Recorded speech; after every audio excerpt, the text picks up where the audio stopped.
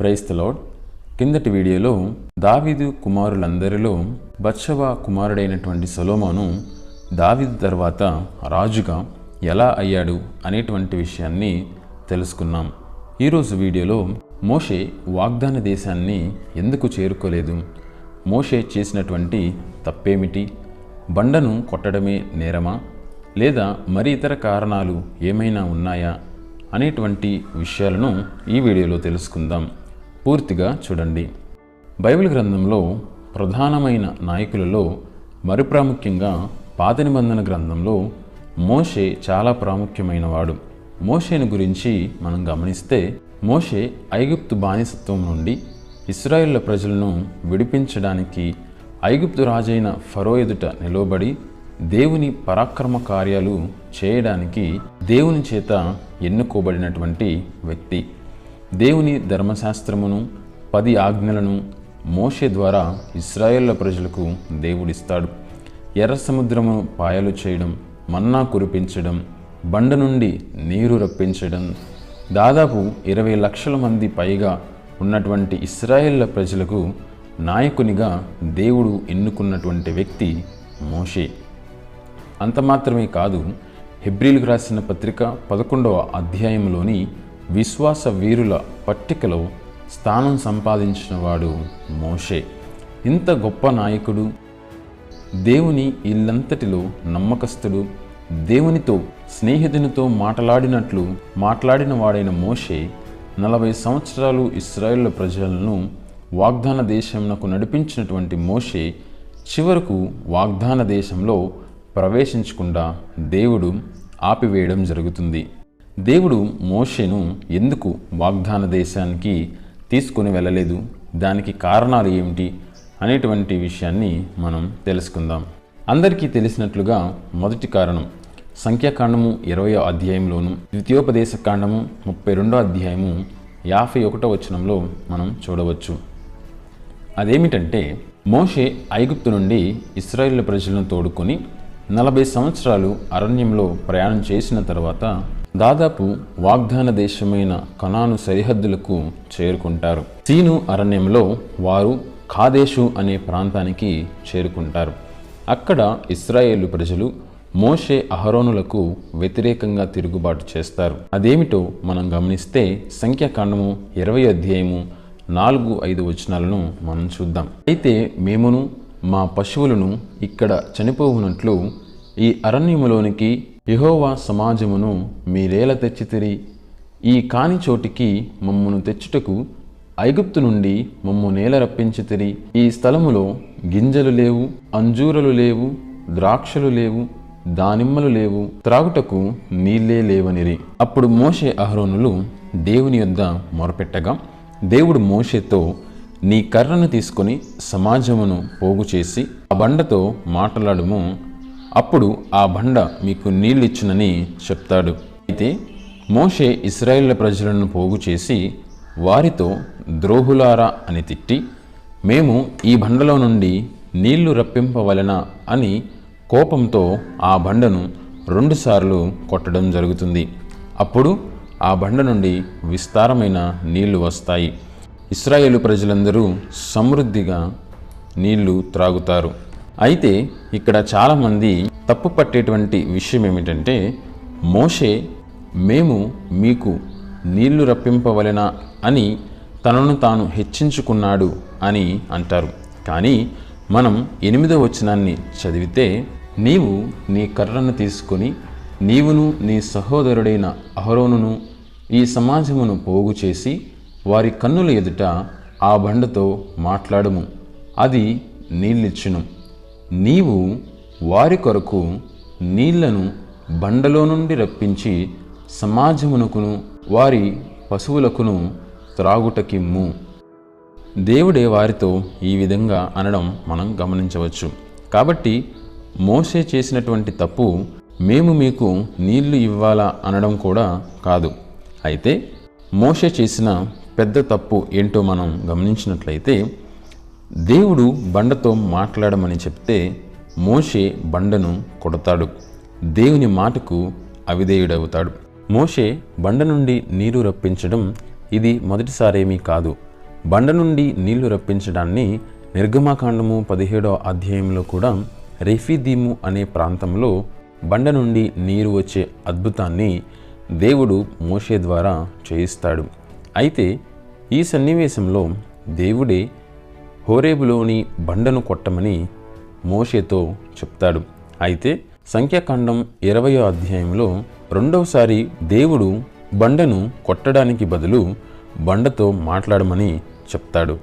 గతంలో మోషేను బండను కొట్టమని దేవుడు ఆజ్ఞాపించాడు. అయితే అప్పుడున్నటువంటి ప్రజలు బానిసత్వం నుంచి బయటపడినటువంటి వారు, వారి పరిస్థితి మనస్తత్వం వేరు గనుక దేవుడు వారికి అనుగుణంగా బండను కొట్టమని చెప్పడం జరుగుతుంది.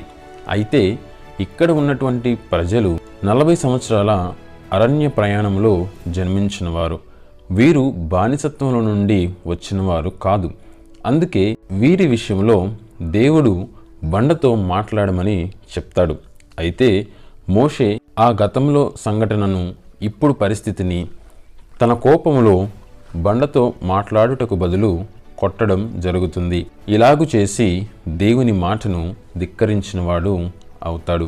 అందుకే నరుని కోపము దేవుని నీతిని నెరవేర్చదు అని బైబిల్ గ్రంథంలో మనం చూస్తాం.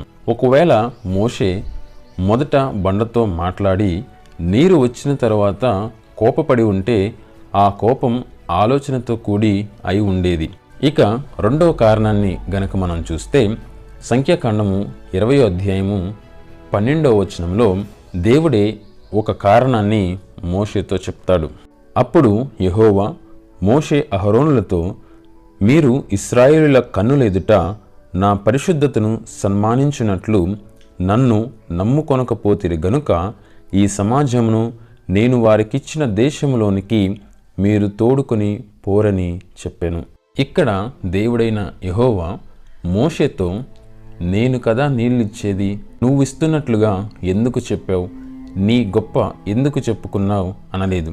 ఎందుకంటే దేవుడు మన దగ్గర నుండి ఎంత మహిమకు ఘనతకు అర్హుడో దేవుడు కూడా తన సేవకులకు ఆయన ప్రజల ముందు ఘనతను తప్పకుండా ఇస్తాడు. దానిలో తప్పేమీ లేదు. అయితే దేవుడు చెప్పినటువంటి అసలు కారణం మనం గమనిస్తే, మీరు ఇశ్రాయేలీల కన్నుల ఎదుట నన్ను నమ్ముకొనకపోతిరి అనేటువంటి మాటను మనం గమనించవచ్చు. మోషే దేవుణ్ణి నమ్మలేదు. ఈ విషయంలో మోషే దేవుణ్ణి నమ్మలేదో మనం చూద్దాం.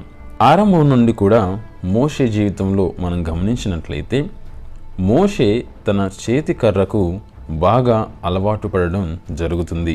కర్రను నీటిలో పెడితే రక్తంగా మారడం, కర్ర పాముగా మారడం, కర్రను సముద్రం వైపు చూపగా సముద్రం 2 భాగాలుగా చీలిపోవడం, కర్రతో బండను కొట్టగా నీళ్లు రావడం. ఈ విధంగా మోషే ద్వారా జరిగిన అనేక అద్భుతాలలో చాలా వరకు కర్ర సహాయంతో జరుగుతాయి. అయితే గతములో బండ నుండి నీరు వచ్చినటువంటి సమయంలో కూడా మోషే కర్రతో బండను కొట్టడం వలన నీరు వస్తాయి. అయితే ఈసారి మాత్రం దేవుడు నీ కర్రను తీసుకుని వెళ్ళు అన్నాడు గాని కర్రను వాడకుండా బండతో మాట్లాడమన్నాడు. ఇక్కడే మోషే సందేహంలో పడడం జరుగుతుంది. దేవుడు చెప్పినటువంటి విధముగా బండతో మాట్లాడితే నీరు వస్తాయి అనేటువంటి విశ్వాసము ప్రజల మీద వచ్చినటువంటి కోపం వలన విశ్వాసక్రియ జరిగించలేకపోయాడు. కర్రను వాడడం విశ్వాసముతో కూడినదే అయినా నమ్మడానికి ఆధారపడడానికి ఒక సూచనగా ఒకటి ఉంటుంది. అయితే బండతో మాట్లాడుట అనేది ఎటువంటి ఆధారము లేకుండా సంపూర్ణముగా దేవుని మీద విశ్వాసాన్ని సూచిస్తుంది.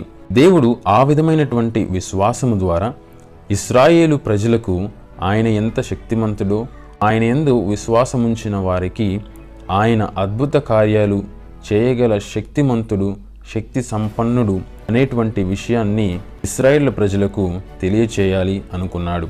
కానీ మోషే ఆ పని చేయలేదు. ఈ విధంగా చేసి దేవునికి రావలసినటువంటి పరిశుద్ధత, మహిమను రాకుండా చేసిన వాడవుతాడు. మనం కూడా చాలాసార్లు కొన్ని వస్తువుల ఆధారంగా దేవుని యందు విశ్వాసం ఉంచుతాం. ఉదాహరణకు మనం చూస్తే ప్రార్థన చేసినటువంటి కొబ్బరి నూనె, బైబిల్ను తల కింద పెట్టుకోవడం, సిలువ గుర్తు వేసుకోవడం, ఇలాంటి వాటి ఆధారంగా దేవుని యందు విశ్వాసం ఉంచుతూ ఉంటారు. అయితే దేవుడు ఆశించేటువంటిది ఏమిటంటే నీ సంపూర్ణమైనటువంటి విశ్వాసం ఆయన మాట మీద, ఆయన వాక్యం మీద ఉండాలి అని. అంతేకాని కొబ్బరి నూనె లేదా మరొక వస్తువు, సిలువ బొమ్ము, యెరూషలేము మట్టో కాదు. అందుకే కొన్నిసార్లు మన జీవితాల్లో దేవుని అద్భుతాలను చూడలేకపోతూ ఉన్నాం. కార్యం చేసేవాడు దేవుడు, కర్ర కాదు. కార్యం చేసేవాడు దేవుడే, నూనె కాదు. ఈ విధంగా మోషే దేవుని మీద సంపూర్ణమైనటువంటి విశ్వాసాన్ని చూపలేక బండను కొట్టి దేవుని మాటకు అవిధేయుడవుతాడు. ఇక్కడ మనం ఒక విషయాన్ని గమనించినట్లయితే, దేవుడు ఇశ్రాయేలు ప్రజలను నాశనం చేయాలి అనుకున్నప్పుడు మోషే ప్రార్థించగా దేవుడు ఇశ్రాయేలును నాశనం చేయకుండా ఆగిపోతాడు. అలాంటిది మోషే తను కూడా వాగ్దాన దేశం చేరాలని ప్రార్థిస్తే దేవుడు క్షమించి అనుమతించలేడా? అనుమతించగలడు. కానీ ఎందుకు అనుమతించలేదు అనేటువంటి మరొక కారణం మనం చూద్దాం. ఇక మూడవ కారణాన్ని మనం గమనించినట్లయితే సంఖ్యాకాండము 27వ అధ్యాయము 12, 14 వచనాలు, ద్వితీయోపదేశకాండము 32వ అధ్యాయము 51, 52 వచనాలు, ద్వితీయోపదేశకాండము 4వ అధ్యాయము 21వ వచనము, 3వ అధ్యాయము 26వ వచనాల్లో మనం చూస్తాం. ద్వితీయోపదేశకాండము 4వ అధ్యాయము 21వ వచనంలో, మరియు యెహోవా మిమ్మును బట్టి నా మీద కోపపడి నేను ఈ యోర్దాను దాటకూడదనియు నీ దేవుడైన యెహోవా స్వాస్థ్యముగా నీకిచ్చుచున్న ఈ మంచి దేశములో ప్రవేశింపకూడదనియు ప్రమాణము చేసెను. మరి యొక్క ప్రాముఖ్యమైన మాట మిమ్మును బట్టి. ఈ మిమ్మును బట్టి అనే మాటలోని అర్థమేమిటో మనం చూద్దాం. దేవుడు మోషేను వాగ్దాన దేశం తీసుకువెళ్లకుండా ఉండడానికి బయటకు తెలుపబడిన కారణం ఏమిటంటే ఇశ్రాయేలు ప్రజలను బట్టి.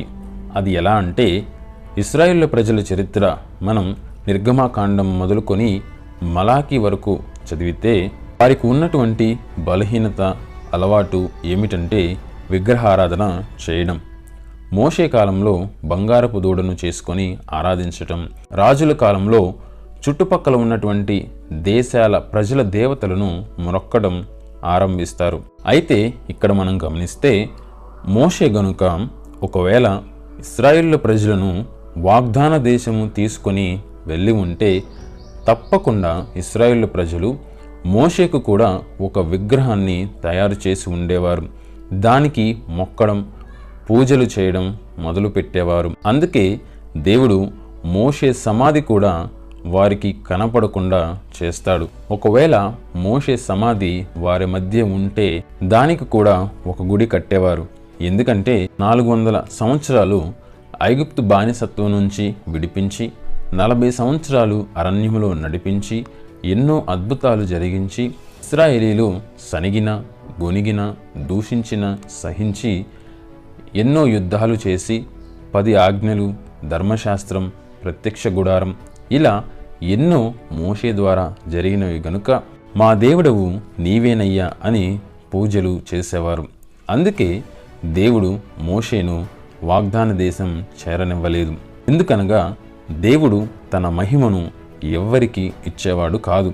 ఆయన రోషం కలిగినటువంటి దేవుడై ఉన్నాడని ద్వితీయోపదేశకాండము 4వ అధ్యాయము 24వ వచనంలో మనం చూస్తాం.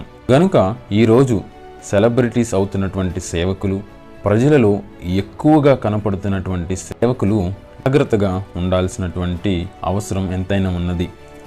ప్రజల ముందు గొప్పవారు అవ్వడం మంచిదే, కానీ ఆ పాస్టర్ వలనే రోగం పోయింది, ఆ పాస్టర్ ప్రార్థన వలనే పిల్లలు పుట్టారు, ఈ పాస్టర్ వలనే జాబు వచ్చింది అని పాస్టర్ అని పాస్టర్ భజన చేస్తే ప్రజలు ఏ సేవకుడినైనా దేవునిగా చూడడం ఆరంభిస్తే, దేవునికి రావలసిన మహిమను పాస్టర్ దొంగిలిస్తే ఆ పాస్టర్కి రోజులు దగ్గర పడ్డాయి అని అర్థం.